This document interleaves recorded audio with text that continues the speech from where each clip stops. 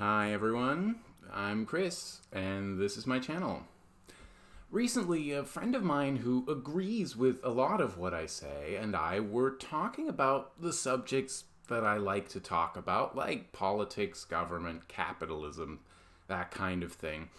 And I told him that I don't vote, and I don't even care about elections and candidates and parties and presidents.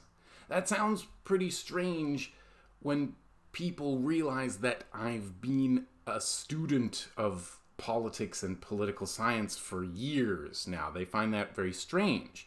But I told him I'm really only interested in radical politics and radical solutions. He could understand where I was coming from, as I had made the case to him, as I'm going to try to make to you, that radical politics are the only way to really make worthwhile change. He said, okay, but still, why don't you vote? It only takes 5 minutes. Does it? I've heard that from just about every voter I've ever talked to. I'm going to show you today how, first of all, the only 5 minutes thing is a total lie. And second, how even if it only really took 5 minutes of your time, even that 5 minutes would be a waste of time. By the way, I'm going to be talking about electing people here. A referendum is a bit different because it could be grassroots direct democracy, and that's great. But elections are not the same. Let's start by speaking bluntly about what voting is. Whom do we vote for? We vote for people who will pass laws and decide how our money will be spent. We never actually asked anybody to pass laws over us or take our money and decide what to do to us with it. States do not ask permission. They plant themselves on a territory, claim a monopoly on that territory, then demand we follow all of their laws or else face their punishments. That means that all states, everywhere, are in a kind of master-servant relationship with us, and they are the masters. This is an essential point for you to understand. They consider themselves your masters. You don't have power over them, however much you hear the word democracy. They have a monopoly over the land and a monopoly over the creation and application of laws, and they never asked you for consent. When you vote, you reinforce this unequal master-servant hierarchy. You give them license to continue to treat you like you don't matter, because you're begging them to change. How much could someone with power over you represent you? We're always told there are representatives, but how could they possibly represent you? Look for yourself. Look at the voting records of your so-called representatives. Look at everything that you know about them that's in public record. Is that what you wanted them to do? This will sound weird to most voters, but if they're not doing everything you want them to do, if they're doing anything you don't want them to do, they aren't your representative. They are clearly operating without your consent. If they had ever asked you, you might have been able to say, I don't give you permission to vote that way on my behalf. But that's not how politics works, because politics has never been supposed to represent the people. Indeed, there is no the people to represent. We all have different interests. It could be anything. And maybe you have an interest in wars and giving huge amounts of taxpayer money to large corporations, but if so, you've probably got several $1 million more than I do. You already influence these so-called representatives for your own benefit, and our interests are fundamentally at odds. So they don't try to represent everybody, they just try to represent some people. And by what I'm sure is pure coincidence, it just happens to be the people who give them the most money. And how much does an election change anyway? I mean, yes, sometimes it is a race between one person who isn't that great and one person who you think is so horrible you'd consider strangling them. In which case, I suppose it's clear whom you should vote for. So go ahead and do it. But it's not always obvious whom to vote for. And you don't know what they'll be like when they actually take office, unless, of course, you just believe everything your preferred candidate says on the campaign trail. And it might be fun after the election to say, well, if we had voted for my candidate, she wouldn't have done that. Well, how do you know? Because you believe what they said on the campaign trail? You believe the image their PR people created? And if you did, then you haven't really learned much from the other elections, I think. What they say has nothing to do with reality. It's all about shaping an image that garners votes. Of course, you also have the opportunity to throw away your vote on a third party that, because of campaign financing and all kinds of other laws, can't afford the team of lawyers and organizers and marketers, and therefore has no chance of winning, and that feels good. But I don't think that's the point of voting. There's more to it though. Like, you might have to mount a huge campaign just to make sure that you aren't being represented by this huge asshole. Why would you want to be ruled by either of them? Why would you want to take the risk of being ruled by the bad guy? Why is it legitimate that a guy like that has power over you in the first place?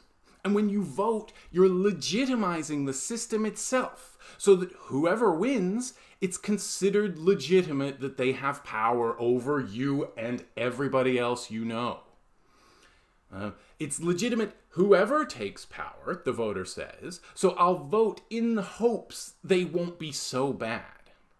That system is, of course, reinforced by people who say you should vote, that you should have voted differently, or that you should have voted harder, or whatever their excuses are for you to shut up because someone you know you didn't like now has power over you.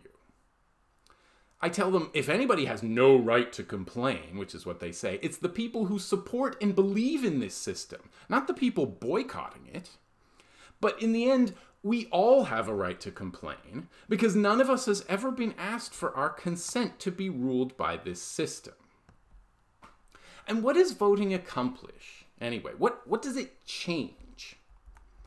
Do you remember those commercials from 4, 8, 10 years ago, maybe, where a bunch of celebrities said, "Don't vote," as a kind of joke?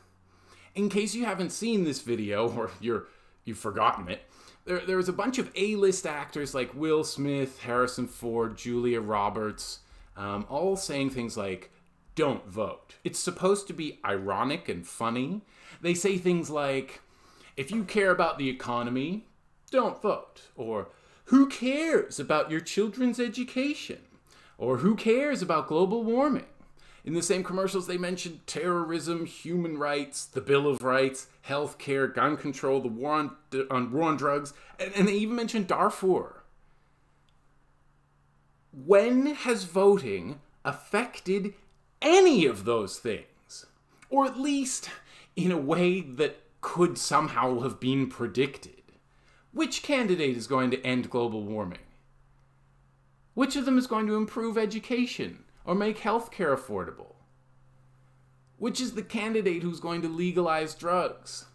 They're simply not election issues, except to third-party candidates and independents who we all know have no chance of winning. The system is set up so those people can't win. We'll talk more about why these problems do not and probably cannot be solved by the state in another video, but I bet if you thought about it even before then, you could figure out why by yourself. Let's get to this claim that it only takes 5 minutes or an hour or however much time to vote. That it's just a really short time in your life. Come on, people. You know that's not how it works. You know you read the politics sections of the newspapers. You know you have long discussions with friends and even strangers about parties and candidates. You watch the news or follow the Twitter accounts of the people running. You might even buy a sticker or make some other kind of contribution, or enroll in the party so you can pay more money and have longer conversations. You might write things on Facebook about why others should vote the way you're voting, or at least not vote for that bad guy. You might even have lost friends over politics. You know how that goes. At first, you think, I guess I'll vote for candidate A. I've thought about it a long time. They seem slightly better than candidate B. After a few weeks of conversations on this subject, you now believe so firmly in candidate A, you can't understand how anyone could be so blind as to vote for candidate B. You won't hear anything against your candidate or even their party, since a win for the candidate is a win for the party and vice versa, and have nothing but criticism for the bad guy. You might start to hate your friend who likes the bad guy because, well, if he's going to be such a ignorant, terrible person as to vote for the bad guy, I don't even want to know him anymore. So please, people, please, don't give me that 5 minutes of your life nonsense. It takes huge amounts of your life to engage in politics, and nearly all the time voters spend on it has no effect on anything other than your own certainty that you're right. But like I said, even if you avoid the discussions and ignore the buzzing noises we call news and only just cast a ballot, you're still wasting your time. Because you're still not doing anything worth doing. First, as all studies on the subject can tell you, your vote has very little chance of mattering anyway. You have roughly as good a chance of influencing the election as you do of winning the lottery. And a much greater chance of getting struck by lightning. Second, as I said, you're reinforcing this master-servant relationship that keeps most of us on the bottom and a few people at the top with power over us. Third, you give yourself the illusion that you're doing your duty or making a difference so you can go home and put your feet up and say you've done your best, you've done your good deed for the day, or even for the next 4 years until the next election. I don't want that kind of assurance when I'm doing something of very questionable value. And fourth, there are much better ways of spending your time. If you really want to make change, you can. There's a lot you can do. There are two basic solutions to the problems of capitalism. And everything we're talking about here on this channel is a problem of capitalism. The first, we won't go too much into details today, is mutual aid. If you want to read the book on mutual aid, it's by Peter Kropotkin. Or if you just want a summary, you could read my blog entry on the subject. I'll put links to both of those in the description of this video. Suffice it to say, mutual aid means taking care of each other. So if you care about health care, don't vote. I agree with them on that. If you care about health care, work with your family, friends, and neighbors to take care of each other. Maybe get some kind of insurance pool thing worked out so that if one person has an accident, the others can be there for them. You wouldn't be the first.